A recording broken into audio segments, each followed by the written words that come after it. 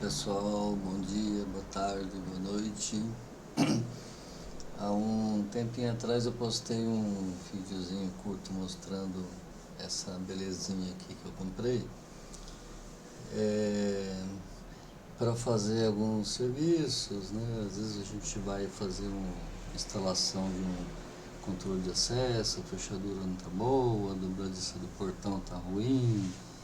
Então a intenção era ter um meio de fazer uma pequenas soldas, e também eu sempre gosto de mexer com várias coisas, né?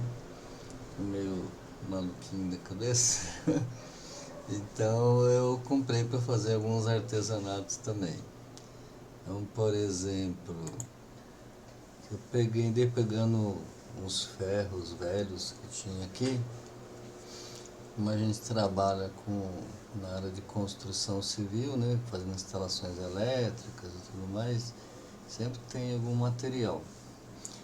Aí eu peguei uns pedaços de vergalhão e fui fazendo uns testes aqui de solda. Aí fiz uma espécie de um mancalzinho aqui que não está pronto ainda, para uma ferramenta que eu quero usar lá na hora de fazer minhas montagens. E aqueles peixinhos ali são para decoração, são só ideias. Mas a intenção é mostrar que aprender a soldar com eletrodo também não é uma coisa tão simples, né? Mas tudo a gente aprende, basta querer, né? Então tá aí uma demonstração. Aí eu tenho uns pontos que ainda não estão assim muito bons, né? Mas o difícil de entendimento da área, né, que a gente, na verdade eu estou mexendo com essas soldas aí, mas eu nunca fiz isso na vida. É uma coisa que eu nunca nunca observei muito as pessoas fazendo também. E simplesmente meti a cara e estou inventando moda aí. Mas o principal é que é uma ferramenta que dá para fazer outras coisas, né? Muitas coisinhas que eu queria fazer para mim mesmo. Aí juntei um monte de parafuso velho, de pedaços de ferro, e fui inventando moda. Aí fiz uma espécie de uma calandra aí para dobrar os vergalhões lá para fazer os peixinhos. Utiliza ali uma travinha, um disco de carro, né? Disco de freio.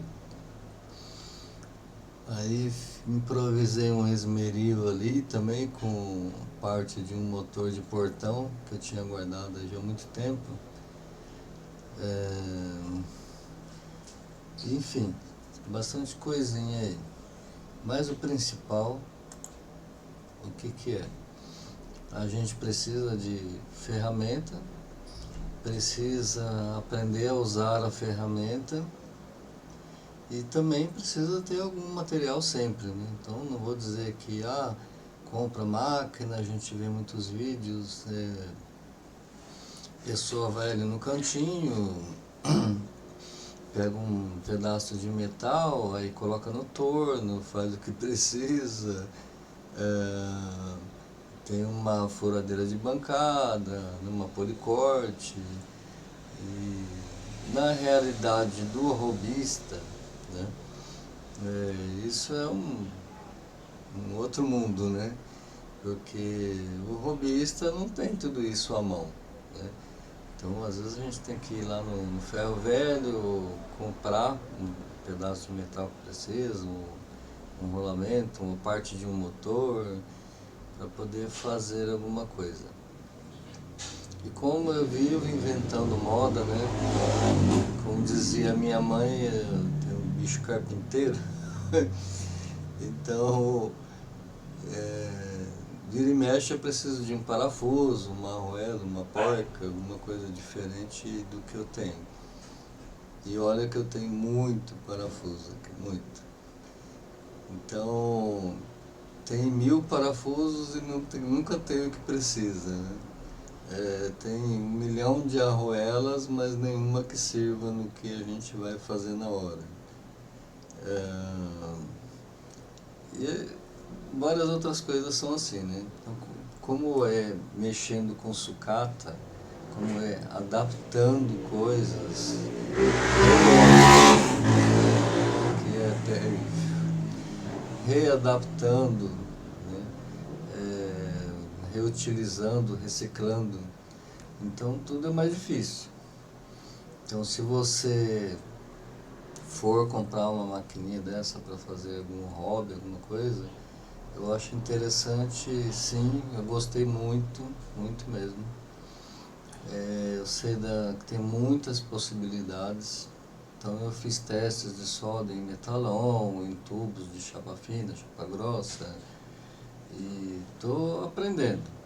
Ainda fica uns pontos meio falhos, mas eu sei que tudo é com a prática, né? Com o tempo vai melhorando. E quando eu tiver segurança de soldar uma dobradiça de um portão, alguma coisa assim, que exige um pouco mais de acabamento e tal, aí eu vou fazer, mas por enquanto está sendo esse hobby, né? Se você for comprar, a minha experiência eu aconselho esta. E por quê? Bom, tem a ESAB, que é muito boa, já vi gente trabalhando com ela, tem muitas recomendações. Então eu pesquisei muito mesmo. E aí eu cheguei num ponto de achar o melhor custo-benefício. Aí eu comprei essa 150 da Boxer, que é bivolt, e para o que eu vou fazer me atende muito bem. Inclusive soldei algumas peças de ferro bruto aqui e ela se saiu muito bem. Com relação a outras marcas, eu vi muitas marcas. Tem marcas bem mais baratas.